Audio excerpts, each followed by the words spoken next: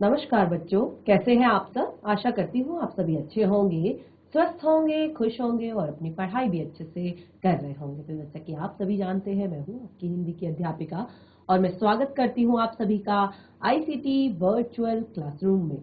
और आज हम यहाँ पर एकत्रित हुए हैं पढ़ने के लिए क्लास 6 की हिंदी। क्लास 6 की हिंदी में हम पढ़ रहे हैं यहाँ पर सर्वनाम। तो सर्वनाम का जो ये टॉपिक है ये हमारा यहाँ पर कंप्लीट हो चुका था, यानी कि हमने सर्वनाम के विषय में जैसे सर्वनाम के जो भेद है या जो सर्वनाम जो भी सर्वनाम से जुड़ी हुई बातें हैं, सर्वनाम क्या होता है और सर्वनाम की क्या परिभाषा होती है, ये सारी चीजें हमने यहाँ पर पढ़ ली है। सर्वनाम के सारे भेद हमने यहाँ पर पढ़ लिए हैं।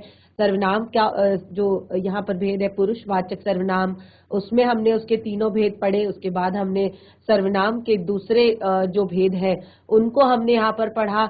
तो इस तरह से हमने यहाँ पर सर्वनाम के जो सभी भेद हैं उनको पढ़ लिए हैं और ये जो हमारा एक तरह से चैप्टर है ये यहाँ पर सर्वनाम के भेदों तक हमारा कंप्लीट हो चुका है। अब देखिए सर्वनाम के जो यहाँ पर हमने सर्वनाम बताए, उन सर्वनामों को कैसे हम एक वचन में और कैसे हम बहुवचन में लिखेंगे, वो चीज आज हम यहाँ पर पढ़ने वाले हैं। तो बिल्कुल जहाँ पे लास्ट सेशन में, यानी कि इससे पिछले सेशन में लास्ट में हमने छोड़ा था, बिल्कुल वहीं से आगे कंटिन्यू करेंगे और आप इसको अपनी कॉपी में जरूर नोट डाउन करेंगे। चलिए शुरू करते हैं हम अपने आज का सेशन। तो देखिए लास्ट जो था हमारा, लास्ट में हमने यहाँ पर जो सर्वनाम का आखिरी भेद लिखा था वो हमारा था निजवाचक सर्वनाम। निजवाचक सर्वनाम हमने लास्ट सेशन में अपना जो सर्वनाम का आखिरी भेद था। और अब हम स्टार्ट करने जा रहे हैं सर्वनामों की रूप रचना, कैसे सर्वनामों की रूप रचना की जाती है। सर्वनामों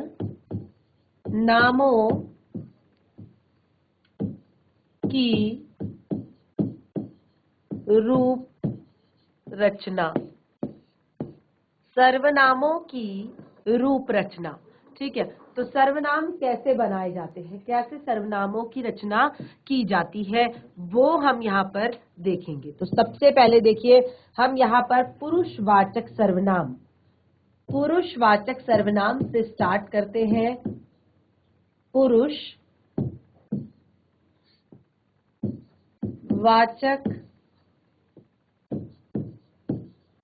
सर्वनाम। पुरुषवाचक सर्वनाम के हमने कितने भेद बताए थे, किसे कहते हैं पुरुषवाचक सर्वनाम। पुरुषवाचक सर्वनाम में बोलने वाला व्यक्ति, सुनने वाला व्यक्ति तथा अन्य व्यक्ति जिसके बारे में बात की जा रही हो, तीन तरह के सर्वनाम शब्दों का प्रयोग किया जाता है। ठीक है, तो यहाँ पर हमने कहा पुरुषवाचक सर्वनाम, तो यहाँ पे बोलने वाला व्यक्ति, सुनने वाला व्यक्ति और तीसरा अन्य व्यक्ति, यानी कि जिसके बारे में बात की जा रही है। तो सबसे पहले बोलने वाला व्यक्ति, अर्थात क्या कहा गया था बोलने वाले व्यक्ति को, क्या कहा गया था, उत्तम पुरुष। उत्तम पुरुषवाचक सर्वनाम, जिसमें इसके जो यहाँ पर सर्वनाम थे वो क्या थे, बोलने वाला व्यक्ति स्वयं के लिए प्रयोग करता है। तो जैसे मैं, ठीक है, बोलने वाला स्वयं के लिए प्रयोग करता है मैं शब्द। ठीक है, तो अब देखिए कैसे यहाँ पर अलग अलग कारकों में कैसे हम इसको यूज करेंगे। कारक हम यहाँ पर पढ़ चुके हैं, ठीक है, कारक हम पढ़ चुके हैं यहाँ पर। तो कारक अलग अलग और उसके बाद उसके अलग अलग वचन, एक वचन और बहुवचन।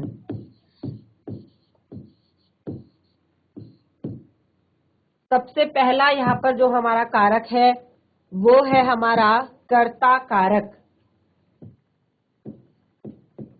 कर्ता कारक, ठीक है, कर्ता कारक एक वचन में क्या होगा, मैं, मैंने। कर्ता कारक की बात की जा रही है, ध्यान रखिएगा, कारक हम पढ़ चुके हैं, कर्ता कारक की बात की जा रही है। तो कर्ता कारक में हमने यहाँ पर कहा कि एक वचन में कर्ता कारक क्या होगा? मैं और मैंने। ठीक है। बहुवचन में क्या होगा? हम, हमने,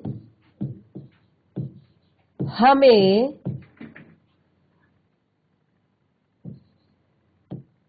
हम लोग आदि। ये सब किस में आएगा? ये बहुवचन में आएगा। देखिए ये सब क्या है? सर्वनाम की रूप रचना यहाँ पर की जा रही है। कैसे सर्वनाम बनते हैं वो आपको बताया जा रहा है। तो सबसे पहले हमने यहाँ पर पुरुषवाचक सर्वनाम की बात की है। तो पुरुषवाचक सर्वनाम में भी हमने उत्तम पुरुषवाचक को लिया है। और उत्तम पुरुषवाचक में क्या होता है? उत्तम पुरुषवाचक में हमेशा हमेशा और हमेशा जो बोलने वाला व्यक्ति होता है उसके लिए यहाँ पर शब्द जो सर्वनाम शब्द है वो प्रयोग किए जाते हैं। तो इसमें भी कर्ता कारक, जैसे कर्ता कारक है तो वो हो गया मैं, मैंने, और बहुवचन इसका हो गया हम, हमें, हमने, हम लोग आदि। ठीक है। अब हमारा दूसरा है कर्म कारक। कर्म कारक, कर्म कारक में एक वचन क्या होगा? मुझे, मुझको, मुझे, मुझको। ठीक है। तो देखिए यहां पर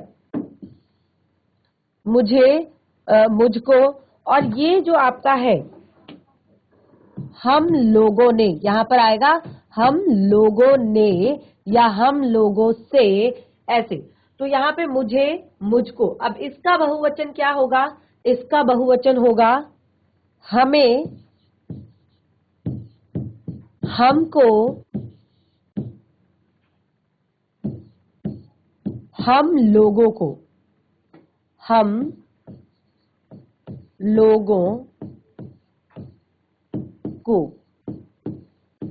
ठीक है। तो ये इसका बहुवचन होगा। उसके बाद कौन सा कारक आता है? उसके बाद आता है आपका करण कारक। उसके बाद आता है करण कारक।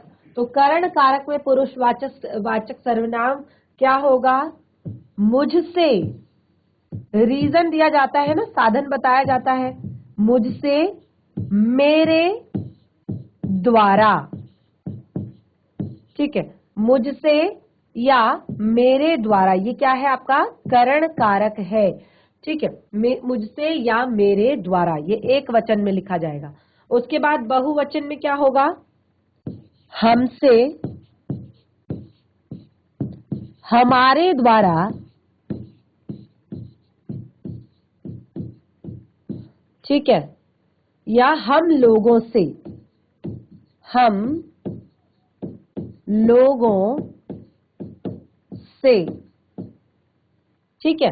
ये क्या है आपका? करण कारक है। कर्ता कारक में क्या होती है विभक्ति? कर्ता कारक की विभक्ति होती है जो काम करने वाले व्यक्ति का बोध कराती है। ठीक है।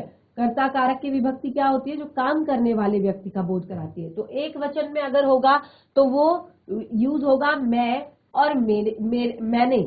और अगर वही चीज बहुवचन में यूज होगी तो बहुवचन में होगी हम, हमने, हम लोगों से, हम लोगों ने या हम लोगों की। ठीक है।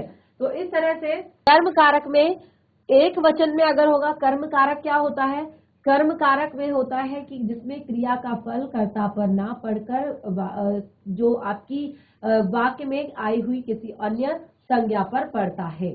तो यहाँ पर होगा एक वचन में मुझे, मुझको। ठीक है। और बिल्कुल इसी का बहुवचन अगर हम करेंगे तो वो आएगा हमें, हमको, हम लोगों को। ठीक है। फिर करण कारक। करण कारक में क्या होता है कि कार्य करने का साधन बताया जाता है, कार्य करने का माध्यम बताया जाता है। तो यहाँ पर देखिए बिल्कुल एक वचन में आप देख सकते हैं मुझसे, मुझसे या मेरे द्वारा। क्या होता है इसमें करण कारक में जो आपका विभक्ति होती है, करण कारक की विभक्ति होती है से और के द्वारा। तो मुझसे, मेरे द्वारा। बिल्कुल इसी को अगर हम बहुवचन में लिखेंगे तो हमसे, हमारे द्वारा या हम लोगों के द्वारा। ठीक है। अब अगला आगे बढ़ते हैं। करण कारक के बाद आपका कौन सा आता है? संप्रदान कारक। संप्रदान कारक। ठीक है, संप्रदान में क्या होगा? संप्रदान में क्या होगा? मुझको या मेरे लिए। संप्रदान कारक की विभक्ति क्या होती है? के लिए। संप्रदान कारक की विभक्ति क्या होती है? के लिए। तो संप्रदान कारक में आपका आएगा मुझको या मेरे लिए। इसी तरह से देखिए, यहां इसको अगर मैं बहुवचन में कर दूं, हमारे लिए, हम लोगों के लिए। संप्रदान कारक की विभक्ति क्या है? संप्रदान कारक की विभक्ति है के लिए। तो बहुवचन में जब हम सर्वनाम को प्रयोग करेंगे, तो अगर हम संप्रदान कारक के रूप में कर रहे हैं तो हम लिखेंगे हमारे लिए, हम लोगों के लिए। अगर हम एक वचन में लिख रहे हैं तो हम लिखेंगे मेरे लिए या मुझको। ठीक है, तो ये है आपका संप्रदान कारक। संप्रदान कारक के बाद क्या आता है? संप्रदान कारक के बाद आता है अपादान कारक। संप्रदान कारक के बाद आता है अपादान कारक। और अपादान कारक में क्या होता है? अपादान कारक की विभक्ति क्या होती है? अपादान कारक की विभक्ति भी से ही होती है। क्या होती है? से। अपादान कारक की विभक्ति क्या होती है? से। तो चलिए कैसे लिखेंगे हम इसको? अपादान कारक को मुझसे। और ये क्या दर्शाता है? पृथकता को दर्शाता है। अपादान कारक क्या दर्शाता है? पृथकता को दर्शाता है। और इसी को हम अगर यहाँ बहुवचन में लिखेंगे, देखिए बिल्कुल वहीं से नीचे कंटिन्यू करिएगा जैसे हमने यहाँ पर लिखा है, तो बिल्कुल इसी के नीचे कंटिन्यू कीजिएगा। संप्रदान के बाद अपादान लिखेंगे और एक वचन के नीचे एक वचन वाला लिखेंगे और बहुवचन के नीचे बहुवचन वाला लिखेंगे। ठीक है ना? तो बिल्कुल भी यहाँ पर कंफ्यूज नहीं होना है। कारक हम पहले पढ़ चुके हैं। उसके बाद अगर यहाँ पर इसको बहुवचन किया जाए तो इसको लिखा जाएगा हमसे, हम लोगों से। और ये क्या दर्शा रहा है? पृथकता का भाव दर्शा रहा है। ठीक है, क्या दर्शा रहा है? पृथकता का भाव दर्शा रहा है। ठीक है, अब देखिए अपादान के बाद आता है आपका संबंध कारक। संबंध कारक की विभक्ति क्या होती है? कौन बताएगा संबंध कारक की विभक्ति क्या होती है? बहुत ही ज्यादा इजी है, बहुत ही ज्यादा सरल है। और जैसे कि मैं आपको हर बार पढ़ते वक्त कहती हूँ कि कुछ भी आपको रटना नहीं है। अगर समझ लिया है तो एकदम याद आ जाएगा। जैसे ही संबंध कारक बोलेंगे तो बिल्कुल याद आ जाएगा कि ये क्या करता है? संबंध दिखाने की कोशिश करता है वाक्य में आए हुए संज्ञा सर्वनामों का आपस में। संबंध कारक की विभक्ति यहाँ पर जो आपका संबंध कारक है, इसकी विभक्ति क्या होती है? बताया गया था कि संज्ञा शब्दों का आपस में संबंध या संज्ञा या सर्वनाम का आपस में संबंध, इससे पता चलता है। तो क्या होती है विभक्ति?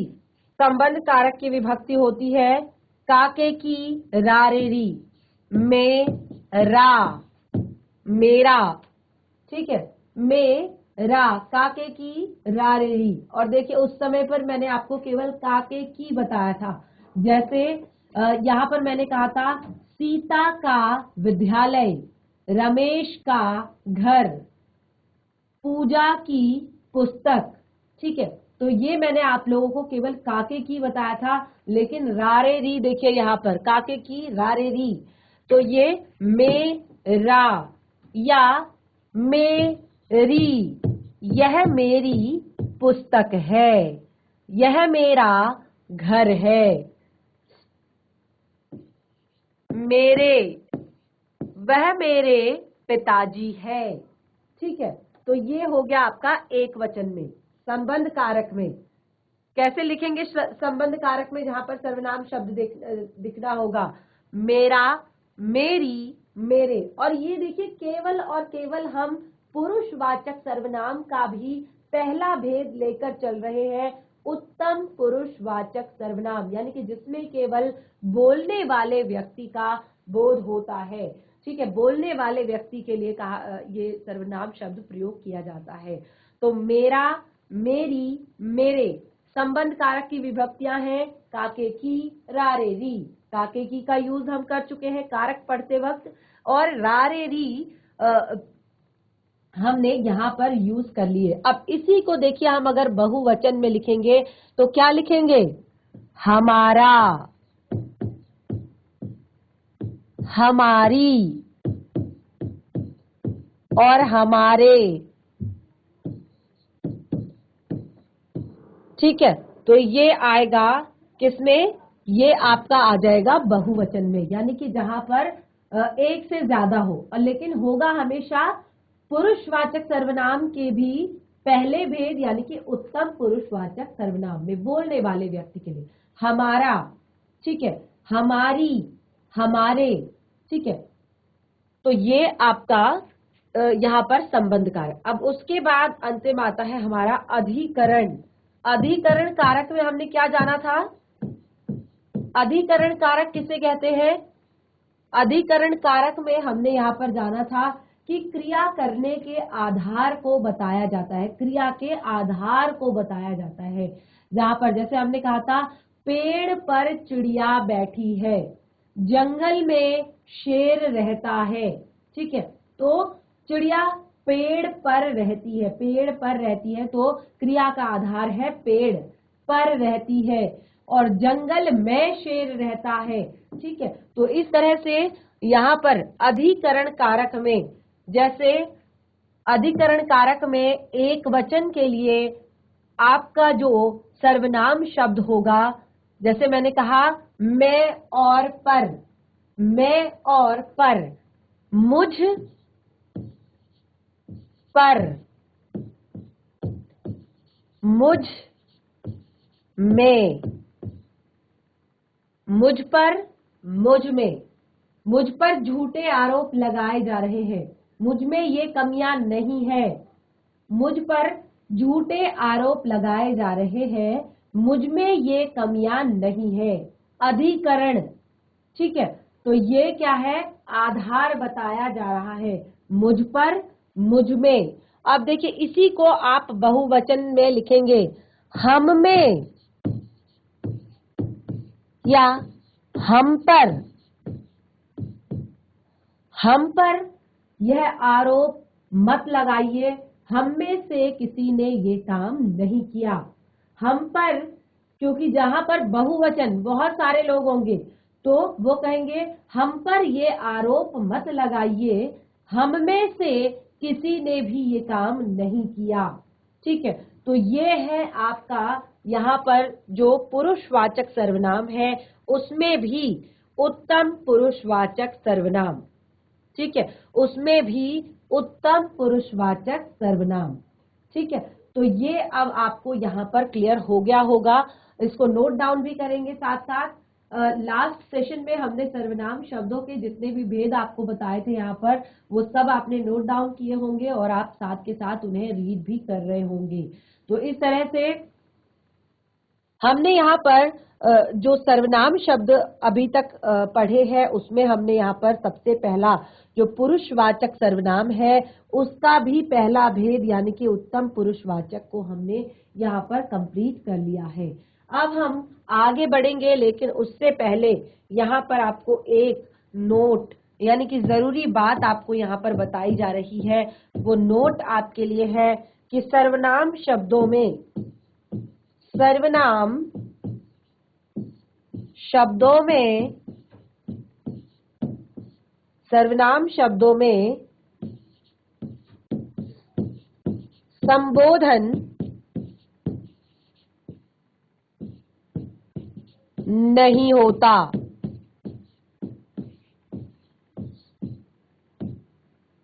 क्योंकि हमने कारक में, आपको अगर याद होगा, आपने अपनी कॉपी में नोट डाउन किया है, हमने संबोधन कारक भी वहां पर पढ़ा है। लास्ट में पढ़ा है कि नहीं पढ़ा है? नोट डाउन किया है ना सभी ने अपनी कॉपी में? संबोधन कारक हे, अरे, पढ़ा है कि नहीं पढ़ा है? सबने पढ़ा है। जब हम कारक पढ़ रहे थे तो उसमें हमने संबोधन कारक भी पढ़ा है, लेकिन सर्वनाम शब्दों में संबोधन नहीं होता। सर्वनाम शब्दों में संबोधन नहीं होता, यानी कि जो ये हे, अरे, सुनो, ये शब्द है, ये आपके सर्वनाम शब्द नहीं है, ये केवल और केवल संबोधन कारक शब्द है। ये किसी को संबोधित किए जाने या किसी को बुलाने का आपको यहाँ पर बोध कराते हैं। ठीक है, तो इस तरह से हमने यहाँ पर पुरुषवाचक सर्वनाम में उत्तम पुरुषवाचक, यानी कि जिसमें आपके जो बोलने वाला व्यक्ति होता है उसका बोध कराया जाता है, बोलने वाले व्यक्ति का बोध होता है, वो हमने यहाँ पर पढ़ लिया है। अब हम आगे बढ़ते हैं, पुरुषवाचक सर्वनाम में ही अगला भेद पढ़ते हैं, मध्यम पुरुषवाचक सर्वनाम। पुरुषवाचक सर्वनाम का अगला भेद मध्यम पुरुष, और जिसमें हमने क्या करते हैं, हम दूसरे व्यक्ति जैसे तुम या तू शब्द का प्रयोग करते हैं। ठीक है, तुम या तू शब्द का प्रयोग करते हैं। आप किसी को बुलाते हैं, अपने मित्र को, सुन, तूने उससे बात की, तूने उससे बात की, या तुमने उस विषय का काम पूरा कर लिया।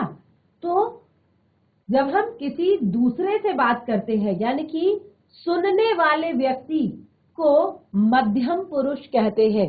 सुनने वाले व्यक्ति को क्या कहते हैं? मध्यम पुरुष कहते हैं। तो जो सर्वनाम शब्द सुनने वाले व्यक्ति के लिए प्रयोग किए जाते हैं उन्हें मध्यम पुरुषवाचक सर्वनाम कहते हैं, जैसे तुम, तू, आप। ठीक है, और ये सब क्या है, आपके मध्यम पुरुष है। बिल्कुल इसी तरह से यहाँ पर इसमें भी हम यहाँ पर एक टेबल बनाएंगे। सबसे पहले हम यहाँ पे लिखेंगे कारक, उसके बाद हम लिखेंगे एक वचन,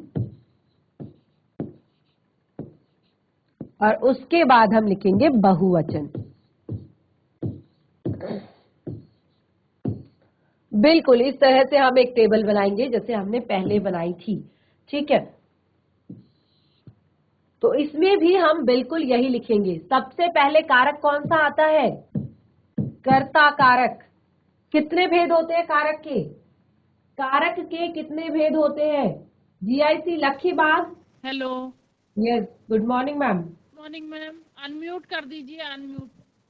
अनम्यूट कर दिया गया है मैम आप लोग को। बच्चों को माइक दे दीजिए मैम।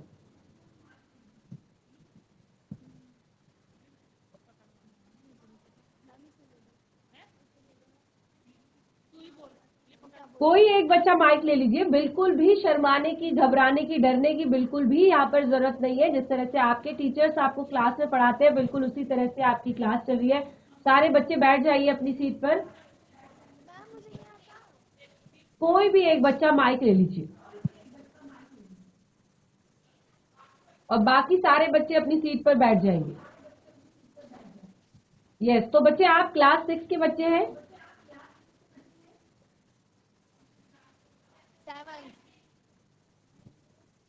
बच्चे माइक को थोड़ा सा अपने मुंह के पास रखिए, इस तरह से माइक को थोड़ा सा अपने मुंह के पास रखिए। 7th class. Yes, 7th class के। तो 7th क्लास के बच्चे हैं। तो अभी हम यहाँ पर पढ़ रहे हैं सर्वनाम, जो हमारा टॉपिक है, और लगभग हमारा ये टॉपिक सर्वनाम कंप्लीट हो चुका है हिंदी में। तो आप सभी सर्वनाम क्या होता है ये जानते हैं? सर्वनाम किसे कहते हैं? बहुत ही इजी टॉपिक है।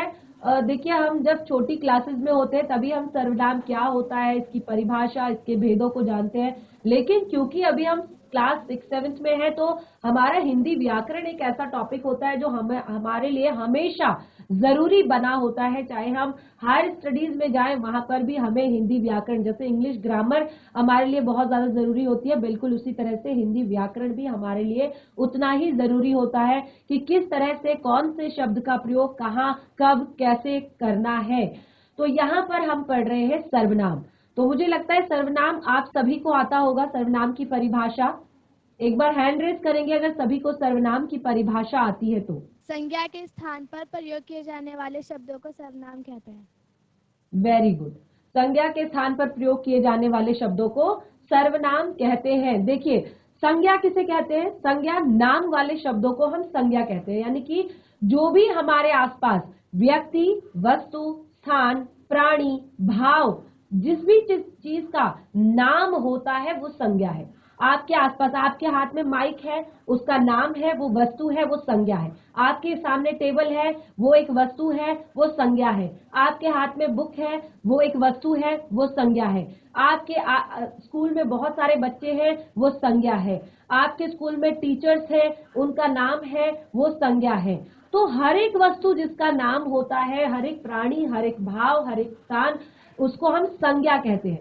लेकिन अगर जैसे हमने यहाँ पर सर्वनाम टॉपिक स्टार्ट किया था तो तभी मैंने यहाँ पर आप लोगों को बताया था कि जब हम संज्ञा को, अगर मैं कहूं कि मोहन बहुत अच्छा लड़का, मोहन कक्षा 7 में पढ़ता है, मोहन कक्षा का बहुत ही होशियार विद्यार्थी है, मोहन सभी अध्यापकों का कहना बहुत अच्छे से मानता है, मोहन का घर भी बहुत बड़ा है, मोहन के माता पिता उसकी पढ़ाई में हेल्प करते हैं, मदद करते हैं। तो देखिए बार बार एक ही नाम का प्रयोग करना बहुत ही ज्यादा अटपटा लगता है। तो इसीलिए हम संज्ञा के स्थान पर वह, उसे, वह, उसका, इस तरह के शब्दों का प्रयोग करते हैं। तो इन्हें कहते हैं सर्वनाम, यानी कि जो संज्ञा के स्थान पर प्रयोग किए जाते हैं। अब ये तो हमने बता दिया सर्वनाम, लेकिन सर्वनाम अलग अलग, जैसे मैंने कहा कि मैं, अगर मैं बार बार अपना नाम ना लेकर अपने लिए मैं या हम शब्द का प्रयोग करूं, जैसे मैं बार बार आपका नाम ना लेकर आप या तुम शब्द का प्रयोग करके आपसे बात करूं, तो इस तरह से क्या होता है कि इसी कारण जो सर्वनाम होते हैं वो भी बहुत अलग अलग तरह के होते हैं। कई बार हम ऐसे करते हैं, अरे देख के आओ बाहर कोई खड़ा है, आपको नहीं पता है कि बाहर कौन खड़ा है, आपको उसका नाम नहीं पता, तो आप कहते हो बाहर कोई खड़ा है। तो ये जो कोई शब्द है ये भी सर्वनाम है, क्योंकि हमने इसको संज्ञा के स्थान पर प्रयोग किया है। ठीक है, तो इस तरह से बहुत ही ये जो आपका अच्छा और लंबा टॉपिक है जिसको हम यहाँ पर पढ़ चुके हैं, क्योंकि अभी आप क्लास 7 के बच्चे हैं, शायद आपने इससे पहले की क्लास अटेंड नहीं की होगी, क्योंकि ये क्लास जो है अभी 6 क्लास चल रही है यहाँ पे। तो आप क्लास 7 में हैं तो ऐसी बहुत बड़ी बात नहीं है कि आपको ये नहीं पढ़ना चाहिए, ये सबके लिए बहुत ज्यादा जरूरी है। आप पढ़ रहे हैं, आप सुन रहे हैं, बहुत अच्छी बात है। तो हम यहाँ पर सर्वनाम के भेदों के बाद सर्वनाम की रूप रचना पढ़ रहे हैं, यानी कि सर्वनाम किस किस तरह के होते हैं। तो यहाँ पे हम सबसे पहला जो भेद है पुरुषवाचक सर्वनाम में, पुरुषवाचक सर्वनाम के भी जो 3 भेद होते हैं, सबसे पहला उत्तम पुरुषवाचक, और दूसरा आपका मध्यम पुरुषवाचक, और तीसरा आपका अन्य पुरुषवाचक।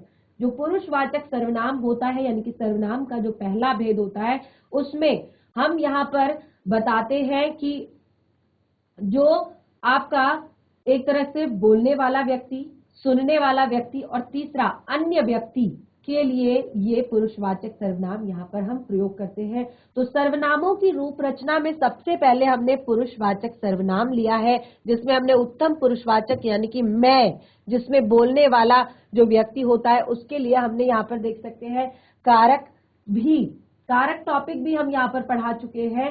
तो उसमें हमने कारकों के जो भेद है, कर्ता कारक, कर्म कारक, करण कारक, संप्रदान कारक और अपादान कारक और संबंध कारक, अधिकरण कारक के अनुसार हमने हर तरह से यहाँ पर पढ़ लिया है।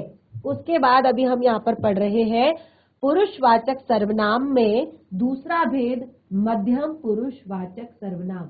तो क्योंकि आप क्लास 7 के बच्चे हैं तो आपने शायद ये टॉपिक नहीं पढ़ा होगा इससे पहले, तो आप बैठ जाइए और ध्यान पूर्वक सुनने की कोशिश कीजिए कि क्या यहाँ पर पढ़ाया जा रहा है। बाकी जो क्लास 6 के बच्चे हैं वो ध्यान देंगे, क्योंकि इससे पहले ही ठीक पहले जब ये हमारा पार्ट स्टार्ट हुआ था सर्वनाम, उससे पहले हम यहाँ पर कारक पढ़ रहे थे। तो मैंने आप लोगों से अभी अभी जो प्रश्न किया था वो प्रश्न था कि कर्ता कारक किसे कहते हैं। ठीक है, तो चलिए कोई बात नहीं, आप बैठ जाइए और आप ध्यान पूर्वक सुनिए और समझने का प्रयास कीजिए। चलिए स्टार्ट करते हैं। हम यहाँ पर थे कर्ता कारक में और मध्यम पुरुष को हम पढ़ रहे हैं, जिसमें शब्द प्रयोग किए जाते हैं तुम, तू या आप। ठीक है, तो इस तरह से अब कर्ता कारक की बात आती है तो कर्ता कारक में एक वचन है तू। ठीक है, या तूने, जब आप किसी एक व्यक्ति से बात करते हो, ठीक है, तो कहते हो तू या तूने। और इसी को अगर आप बहुवचन में, तो बहुवचन में आप यूज करोगे तुम, तुमने। ठीक है, तो कर्ता कारक की विभक्ति क्या होती है? कर्ता कारक की विभक्ति क्या होती है? तुम, लोगों ने। कर्ता कारक की विभक्ति होती है ने, जो काम करने वाले व्यक्ति का बोध कराती है। तो तुम, तुमने, तुम लोगों ने। और यहाँ पे तू, तूने एक वचन है, तो यहाँ पर एक व्यक्ति के लिए बोला जाएगा। बहुवचन है तो एक से अधिक व्यक्तियों के लिए। उसके बाद आता है हमारा कर्ता कारक के बाद आता है हमारा कर्म कारक। कर्म कारक की विभक्ति होती है को। कर्म कारक की विभक्ति होती है को। तो एक वचन के लिए प्रयोग किया जाएगा तुझे या तुझको। ठीक है, तुझे या तुझको। और उसी में अगर हम इसको बहुवचन बनाए तो ये होगा तुमको या तुम लोगों को या तुम्हें, तुम्हें भी लिख सकते हैं, और तुम लोगों को, तुम लोगों को। ठीक है, इस तरह से। अब उसके बाद क्या आता है कर्ता कारक के बाद? देखिए, कर्ता कारक की विभक्ति है ने और कर्म कारक की विभक्ति है को। उसके बाद आता है करण कारक। करण कारक, करण कारक की विभक्ति क्या होती है? क्लास 6 का कोई बच्चा, करण कारक की विभक्ति क्या होती है? करण कारक की विभक्ति क्या होती है? देखिए, करण कारक की जो विभक्ति है वो है से। करण कारक की विभक्ति है से, तो क्या होगा? तुझसे या तेरे द्वारा। तेरे द्वारा। अब ये जो करण कारक है, करण का अर्थ होता है आपका साधन या माध्यम। लिखवाया गया था, करण का अर्थ होता है साधन या माध्यम। तुझसे, तेरे द्वारा, से या के द्वारा या द्वारा। ठीक है, तो ये एक वचन हो गया। अगर हम इसी को यहाँ पर बहुवचन में लिखें तो हम ये लिखेंगे तुमसे, तुम्हारे द्वारा। या आगे भी लिख सकते हैं तुम लोगों द्वारा या तुम लोगों के द्वारा। ठीक है, तो इस तरह से करण कारक की विभक्ति हमने यहाँ पर लिख दी। अब हमारा आता है फिर से संप्रदान कारक। संप्रदान कारक, संप्रदान कारक की विभक्ति होती है के लिए, तेरे लिए, तेरे लिए। ठीक है, तो इसको अगर हम बहुवचन में लिखेंगे तो क्या लिखेंगे? तुम्हारे लिए, तुम्हारे लिए। या तुम लोगों के लिए, तुम्हारे लिए या तुम लोगों के लिए। उसके बाद आता है संप्रदान कारक के बाद अपादान कारक। अपादान कारक की विभक्ति क्या होती है? अपादान कारक की विभक्ति भी से ही होती है, लेकिन ये पृथकता को दर्शाती है, पृथकता को दर्शाती है। तो यहाँ पर तुझसे, तुझसे, ठीक है, लेकिन तुझसे, तुझसे तो है, लेकिन ये क्या है, पृथक्करण को दर्शा रहा है। तो यहाँ पर तुमसे,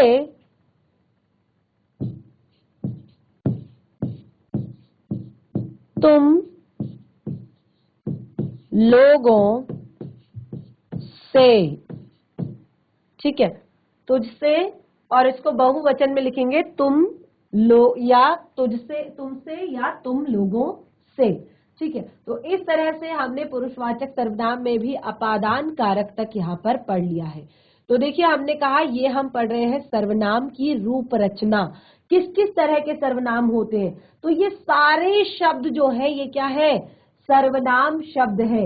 ये एक वचन में है और ये बहुवचन में है, ठीक है। और ये भी आप कैसे कैसे पहचान सकते हैं, अगर देखिए इस तरह से तू, तूने, तुम, तुमने, तुम लोगों ने, अगर ये शब्द लिखे ये तो ये सारे कर्ता कारक है। और अगर तुझे, तुझको, तुमको, तुम्हें, तुम लोगों को ये लिखा हुआ है तो ये यहाँ पर कर्म कारक है।